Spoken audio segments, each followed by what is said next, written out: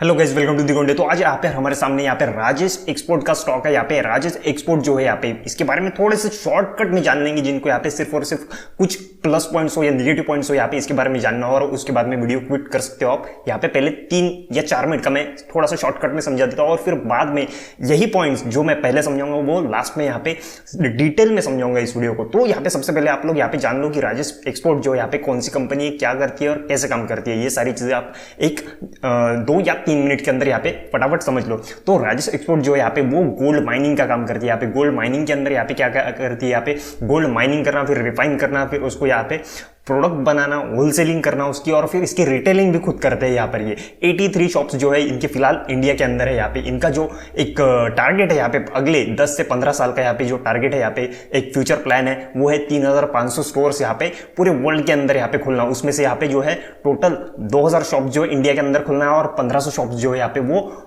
बाहर की कंट्रीज के अंदर खोलना है यहाँ पे। तो यहाँ पे टोटल 3500 शॉप्स जो है वो टोटल इन लोग को यहाँ पे खोलने हैं। तो अब यहाँ पे थोड़ी सी और बात यहाँ पे कर ले कि एक्चुअल कंपनी है क्या लेवल की कंपनी है और किस तरह के काम है इनका। तो यहाँ पे एक चीज आप समझ लो कि जो फॉर्च्यून 500 की लिस्ट है ना, उसके अंदर इसका नंबर लगता है। फॉर्च्यून 500 की लिस्ट जो है ना, इसमें इंडिया की सिर्फ और सिर्फ 7 कंपनी शामिल है, और इसमें राजेश एक्सपोर्ट का नंबर लगता है।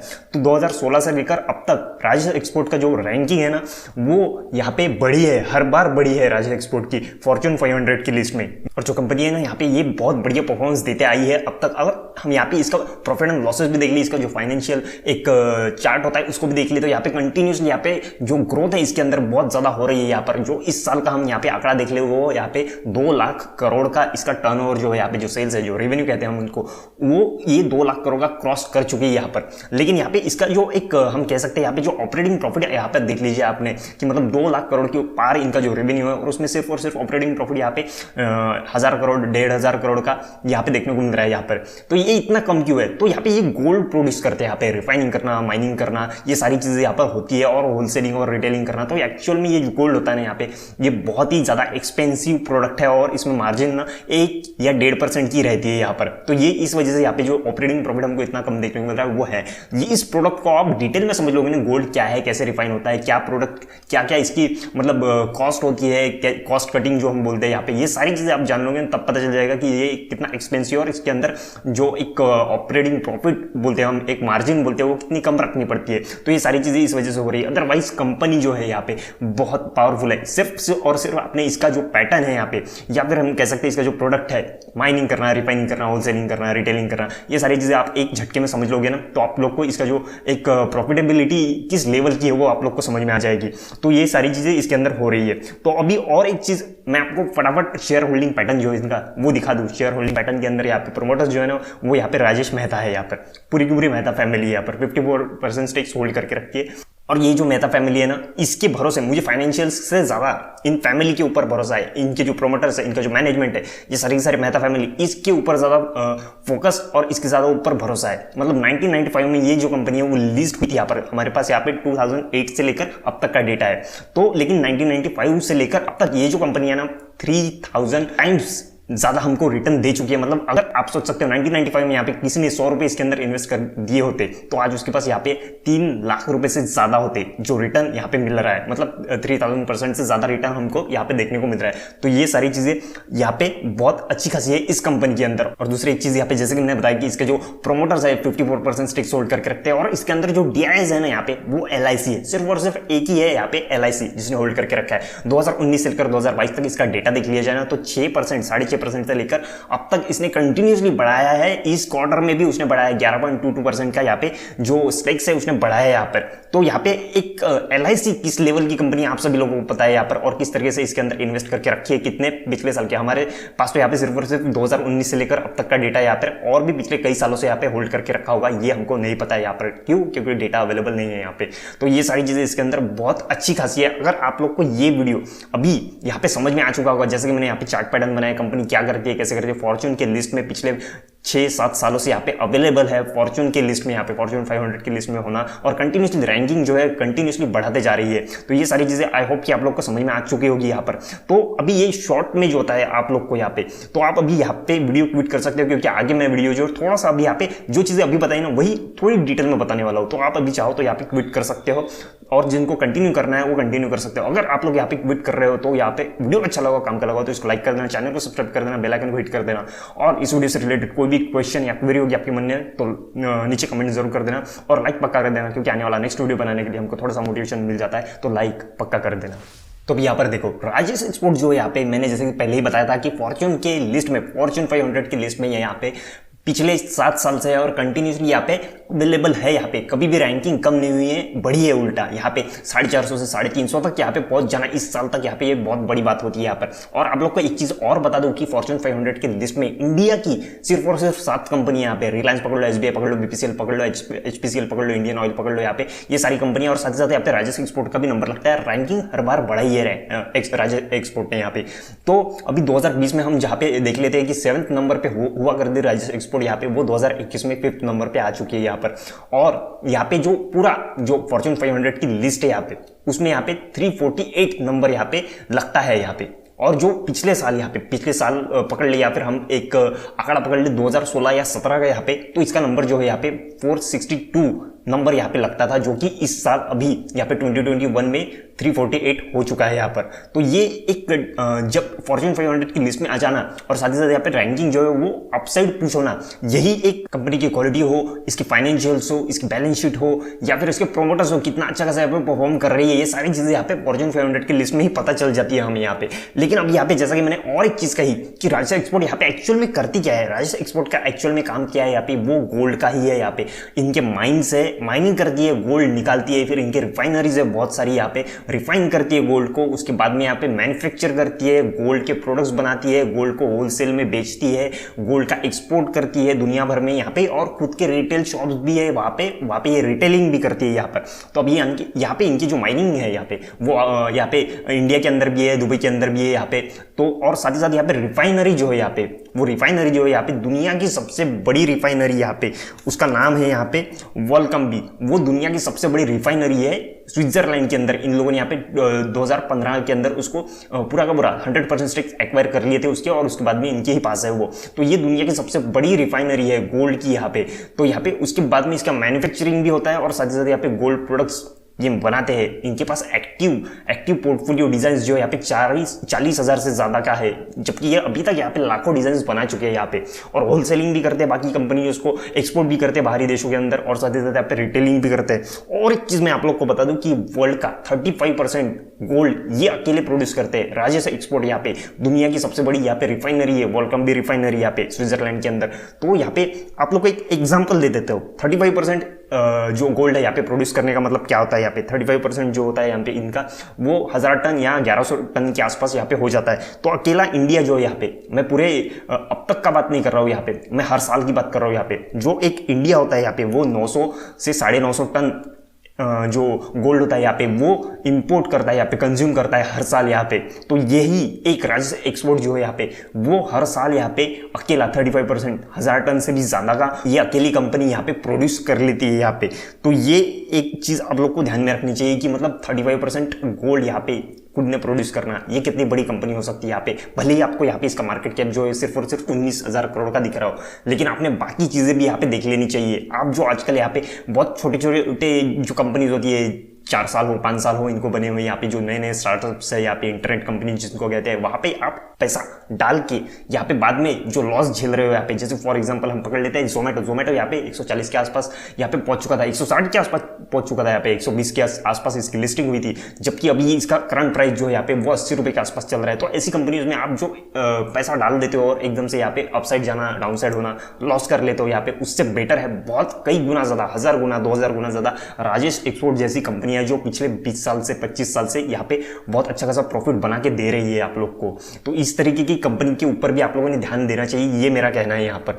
और बाद में यहाँ पे जैसे कि मैंने और एक चीज बताई इस राजेश एक्सपोर्ट के बारे में कि ये जो है इनके रिटेल शॉप जो है यहाँ पे, शुभ नाम के रिटेल शॉप से इनके, वो रिटेलिंग करते हैं। अभी इंडिया के अंदर 83 शॉप्स ही अवेलेबल है, लेकिन इनका फ्यूचर प्लान है अगले 10 से 15 साल का कि 3,500 स्टोर्स पूरे वर्ल्ड के अंदर खोलना है। इसमें से 2,500 स्टोर्स जो है यहाँ पे 2,000 स्टोर्स जो है यहाँ पे वो इंडिया के अंदर खोलना है इन लोग को, और बाकी जो बचे हुए 1,500 स्टोर्स है वो इंडिया के बाहर की जो कंट्रीज है उसके अंदर खोलना है। तो ये इनका फ्यूचर प्लान है अगले 10 से 15 साल के लिए यहाँ पे। तो और जैसे कि मैंने एक चीज और बता दी कि वोल्कम भी जो है इन लोगों ने एक्वायर कर ली 2015 में। दुनिया की सबसे बड़ी रिफाइनरी है ये, इसके अंदर बहुत ज्यादा गोल्ड जो होता है रिफाइन होता है वही से प्रोड्यूस होता है। तो ये चीज हो गई इसके बारे में। और एक चीज हम यहाँ पे इसके प्रॉफिट एंड लॉसेस, जैसे मैंने अभी थोड़ी देर पहले ही बताया था कि इसके जो प्रॉफिट एंड लॉसेस जो देख लीजिए तो बहुत एक्सपेंसिव प्रोडक्ट जो है यहाँ पे ये बेचते हैं, उसी वजह से यहाँ पे जो इनका सेल्स है यहाँ पे वो 2 लाख करोड़ 2.5 लाख करोड़ क्या पार है यहाँ पे। और साथ ही साथ इतना एक्सपेंसिव प्रोडक्ट होने के बाद इसके जो एक्सपेंसेस है वो भी बहुत एक्सपेंसिव होने वाले हैं यहाँ पे, बहुत ज्यादा बढ़ने वाले हैं। इसी वजह से इसके अंदर ना मार्जिन बहुत कम होता है, मार्जिन 1 या 1.5% से ही इनको प्रॉफिट होता है यहाँ पे। ऑपरेटिंग प्रॉफिट भी आप यहाँ पे देख लेंगे तो 2 लाख करोड़ के रेवेन्यू के मुकाबले यहाँ पे ऑपरेटिंग प्रॉफिट इतना कम दिखना ये बहुत बड़ी बात नहीं है, क्योंकि प्रोडक्ट ही इनका इतना एक्सपेंसिव है। मार्जिन 1% 1.5% की रखनी पड़ती है यहाँ पर। और दूसरी बात यहाँ पे कंपनी जो है ना, यहाँ पे कंपनी टोटली डेट फ्री है। शुरुआत से लेकर यहाँ पे कंपनी जो है वो टोटली अभी तक डेट फ्री रही है। ये बहुत बड़ी बात होती है। कंपनी इतना बड़ा यहाँ पे रिफाइनरी ले रही है, रिफाइनरी के बाद यहाँ पे 2 लाख करोड़ का यहाँ पे अपना सेल्स बढ़ा रही है, रेवेन्यू बढ़ा रही है, और उसके बावजूद यहाँ पे टोटली डेट फ्री रहना कंपनी, ऑब्वियसली ऐसी कंपनीज जो होती है ना वो बहुत ज़्यादा पावरफुल होती है, बहुत ज़्यादा ग्रोथ ला के देती है हम लोग को। और अभी यहाँ पे एक चीज और, शेयर होल्डिंग पैटर्न, जैसा कि मैंने बताया आप लोग को, शेयर होल्डिंग पैटर्न जो है यहाँ पे डीआईएस जो है यहाँ पे अकेली एलआईसी जो है यहाँ पे कंटिन्यूसली अपना जो स्टेक्स है कंटिन्यूसली बढ़ाते आ रही है। यहाँ पर हर साल इसने पिछले 4 साल 5 साल की बात पकड़ लिया, यहाँ पे हर साल इसने अपना स्टेक्स बढ़ाया है राजेश एक्सपोर्ट के अंदर। और जो प्रोमोटर्स है ना यहाँ पे सभी के सभी मेहता है, सभी के सभी मेहता ब्रदर्स, जो कि यहाँ पे मेन राजेश मेहता है, और फिर उसके बाद में राजेश मेहता के पास यहाँ पे 30% है यहाँ पे। तो ये सारे के सारे जो मेहता है ना, ये 54% सारे के सारे मेहता होल्ड करके रखते हैं, एक ही फैमिली होल्ड करके रखती है। और उसके बाद यहाँ पे जो एक मैनेजमेंट होता है वो भी इनका ही है। तो आप समझ सकते हो कि शुरुआत से लेकर अब तक इनका मैनेजमेंट रहना, इस तरीके से यहाँ पे ग्रोथ दिखाई है इनके मैनेजमेंट ने और इनके ये जो प्रोमोटर्स है मेहताज इन लोगों ने। तो ऑब्वियसली इन फ्यूचर भी यही लोग बहुत अच्छा खासा ग्रोथ दिखा सकते हैं। मेरा कहने का मतलब वो एक टाइप के प्रोमोटर्स होते हैं ना कि बिलीव रखते हैं कि कंपनी को यहाँ पे बढ़ाना और साथ को खुद भी बढ़ाना। इसका मतलब क्या होता है कि खुद की जेब भी बढ़ाना। तो ऐसी चीज होती है प्रोमोटर्स के बारे में। लेकिन यहाँ पे जो राजेश मेहता के आप कहीं पे भी यूट्यूब पे भी देख लोगे तो राजेश मेहता जो होते हैं यहाँ पे वो अभी भी लाइफ देख लोगे ना तो एक्सपेंसिव वाली लग्जरी वाली लाइफ नहीं जीते। तो ये सारी चीजें मेहताज के बारे में, राजेश मेहता के बारे में खास करके, तो इन लोगों ने अभी तक जो कंपनी को ग्रोथ दिखाई है ना तो एक्चुअल फोकस रखते हैं काम करने में। तो ऐसी कंपनीज में ऐसे प्रोमोटर्स होना, ऐसा मैनेजमेंट होना, ये बहुत अच्छी बात होती है कंपनी को आगे बढ़ाने के लिए। तो यहाँ पे नो डाउट प्रोमोटर्स के बारे में, इसके मैनेजमेंट के बारे में तो कोई डाउट है ही नहीं यहाँ पे। तो अभी यहाँ पर राजेश एक्सपोर्ट जो इसके बारे में हमने फॉर्च्यून 500 से लेकर यहाँ पे इसके प्रोमोटर्स तक बात कर ली यहाँ पे, जो कि यहाँ पे पैसा खाने में नहीं पैसा बढ़ाने में विश्वास रखते हैं। तो यहाँ पे ये सारी चीजें हम देख चुके हैं। और साथ ही साथ यहाँ पे कंपनी जो है ना कैश रिच कंपनी है, यहाँ पे कैश रिच, कैश का कोई प्रॉब्लम नहीं रहता यहाँ पे। डेट फ्री हो तो कैश रिच कंपनी अपने आप हो ही जाती है यहाँ पे। तो अभी यहाँ पे राजेश एक्सपोर्ट का यहाँ पे जो हमारे पास डेटा अवेलेबल है यहाँ पे पिछले 10-15 सालों का देख लिया यहाँ पे डेटा अवेलेबल है। कंपनी तो 1995 में लिस्ट हो चुकी थी यहाँ पर, लेकिन डेटा जो है यहाँ पे 2008 से ही हमारे पास अवेलेबल है। तो कंपनी अभी तक ना बहुत अच्छी खासी ग्रोथ दिखाई है, 3000% का यहाँ पे रिटर्न अभी तक दे चुकी है जब से लिस्ट हुई है मार्केट के अंदर। धीरे धीरे दिया है लेकिन बहुत ज्यादा होता है ये, जबकि बाकी कंपनीज जो होती है ना यहाँ पे बहुत अच्छा खासा यहाँ पे इशू लाती है, अच्छा खासा लिस्टिंग गेन देती है और बाद में क्या होता है आप सभी लोगों को पता है, आधी हो जाती है वो यहाँ पे। लेकिन यहाँ पे ऐसा नहीं है, यहाँ पे ग्रोथ कंटिन्यूसली देखिए, कंटिन्यूसली ग्रोथ हुई है। इस टाइप की कंपनी के अंदर यहाँ पे ग्रोथ होना ऑब्वियसली सही बात है यहाँ पे। तो अभी यहाँ पे आप लोग को एक चीज और बता दूं मैं इस कंपनी के बारे में, डिविडेंड बहुत अच्छा खासा देती है, ऐसा नहीं है यहाँ पे। मैं एक चीज आप लोग को डिविडेंड के बारे में बताना चाहूंगा कि इस टाइप की जो कंपनी होती है ना यहाँ पे, जो डेट फ्री होती है, डेट फ्री होने के बाद यहाँ पे कैश रिच होती है, तो आप लोग को ऐसा लगता है रिजर्व इतने सारे हैं यहाँ पे, तो ये क्यों नहीं डिविडेंड क्यों नहीं दे रही है अच्छा खासा यहाँ पे। तो डिविडेंड के मामले में आप लोग को एक चीज बताओ, डिविडेंड लेने से बेहतर है यहाँ पे कंपनी जो होती है ना खुद में ही इन्वेस्ट करना बहुत पसंद करती है यहाँ पे। जैसे कि रिफाइनरीज में इन्वेस्ट कर दिया, रिफाइनरीज ले ली, तो कंपनी को ऑब्वियसली यहाँ पे प्रॉफिट ही होने वाला है। यहाँ पे कंपनी जो है यहाँ पे प्रॉफिट ही गेन करेगी। यहाँ पे रिफाइनरीज में इन्वेस्ट कर दिया, यहाँ पे शॉप्स जो खुलने हैं उसके अंदर इन्वेस्ट कर दिया, ये सारी चीजें जो होती है कंपनी खुद में इन्वेस्ट करती है, ना कि यहाँ पे डिविडेंड देती है। तो ये सारी चीजें ऑब्वियसली आपका पैसा ही यहाँ पे बढ़ने वाला है। यहाँ पे जो शेयर आज 100 रुपए का है वो कल 500 रुपए का बढ़ जाएगा यहाँ पे। तो अभी जैसे कि हम यहाँ पे देख रहे हैं कि इस शेयर की प्राइस जो है यहाँ पे फिलहाल यहाँ पे आज की कंडीशन में कितनी है, कुछ अराउंड 700 के आसपास है यहाँ पे। एक मिनट, यहाँ पे थोड़ा इस साइड चले जाए तो कंपनी की जो प्राइस है यहाँ पे 600 साढ़े 600 के आसपास है, जब कंपनी की प्राइस जो है यहाँ पे पिछले महीने की बात कर ले, हम यहाँ पे जनवरी मंथ की बात कर ले, यहाँ पे 900 साढ़े 900 के आसपास जाके आ चुकी है। तो फिलहाल आज की कंडीशन में ये जो हमको स्टॉक जो है 600 साढ़े 600 के आसपास जो मिल रहा है ना, ये एक्चुअल में प्राइस ऐसी है कि इसको बाय कर सकते हैं। यहाँ पे बहुत ज्यादा महंगा हो चुका है, बहुत ज्यादा इसको अभी बाय नहीं कर सकते, ओवर वैल्यूड हो चुका है, ऐसी चीज इसके अंदर नहीं है। यहाँ पे ऑब्वियसली अगर शेयर और भी कम होता है, यहाँ पे शेयर प्राइस जो है, स्टॉक प्राइस जो है यहाँ पे और भी कम होता है, 500 के लेवल के आसपास आ जाता है, ऑब्वियसली बहुत अच्छी बात होगी इसके अंदर इन्वेस्ट करना।